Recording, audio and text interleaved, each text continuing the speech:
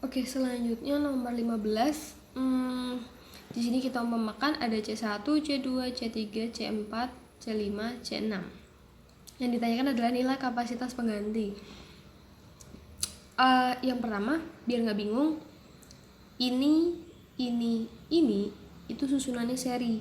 Jadi kita serikan dulu 3 rangkaian ini. Jadi seperti CS1 sama dengan, ini kan 333 kan nilainya, berarti seperti ini. Nanti dapat C seri 1 itu 1 farad.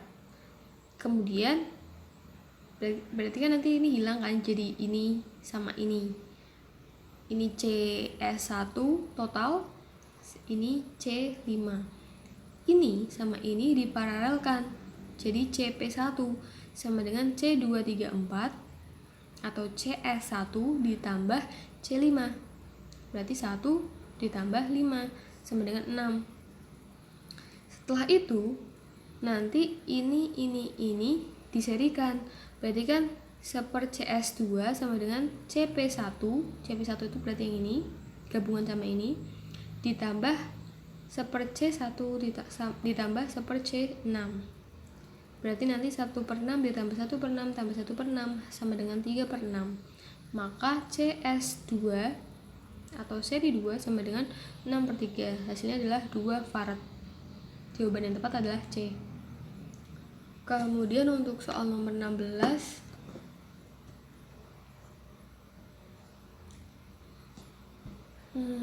tiga buah kapasitor, kapasitasnya 369 farad dihubungkan secara seri.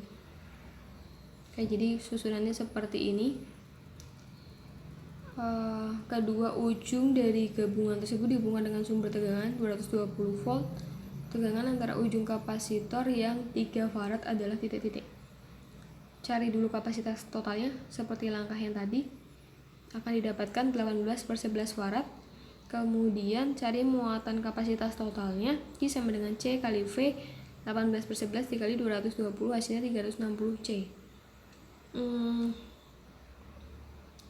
Q-nya sama karena dia seri, berarti kita cari salah satu aja. Kemudian langkah ketiga adalah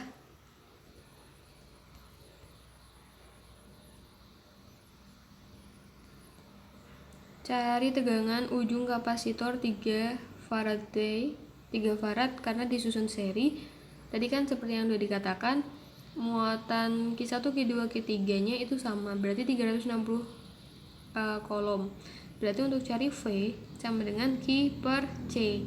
Q nya masukin saja 360, C nya 3 farad sesuai yang mau dicari, maka didapatkan 120 volt.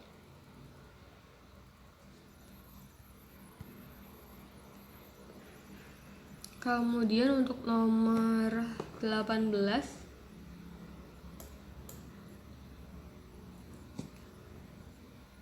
tiga buah kapasitor A, B, dan C masing-masing berkapasitas 4 volt, 6 volt, 4 farad, 6 farad, dan 12 farad disusun seri, kemudian dihubungkan dengan sumber tegangan 90 volt. Apabila muatan listriknya masing-masing kapasitor QA, QB, dan QC, maka hubungannya bagaimana? Nah, tadi kapasitor A 4, B 6, C 12 disusun secara seri, V-nya 90 volt. Karena disusun seri, maka diketahui hubungannya seperti ini. Sebenarnya sampai sini udah ada jawabannya. Jawaban yang tepat adalah E. Nah, ini adalah tata cara cari muatannya kalau ternyata dia nggak disusun secara seri. Tapi ini nggak perlu, jadi cukup sampai sini aja.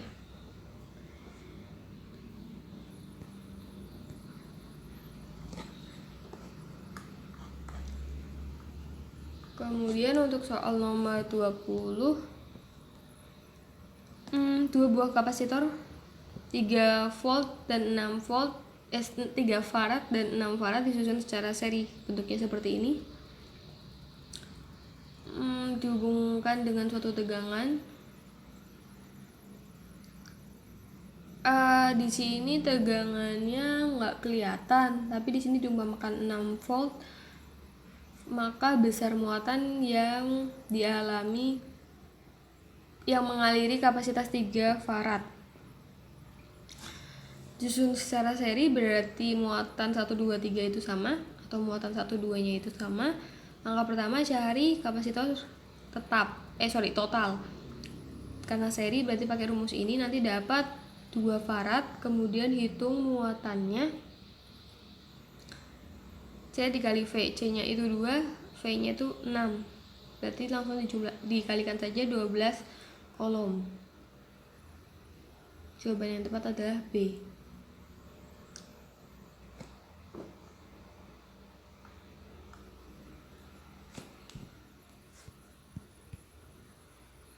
Nomor 21, kapasitor diberi muatan 10 NC. NC itu adalah nanokolom. Nanokolom itu kita bisa tulis 10 dikali 10 kan tetap kan, nanonya itu bisa diubah menjadi 10 pangkat minus 9 kolom. Kemudian beda potensial 100 volt. Yang ditanyakan adalah kapasitansinya, yaitu C, dan tenaga yang tersimpan di dalamnya, yaitu W. Langkah pertama, kita hitung kapasitasnya dengan rumus Q per V. Q-nya tadi ini dimasukkan saja per 10 pangkat 2 sama dengan 10 kali 10 pangkat minus 11.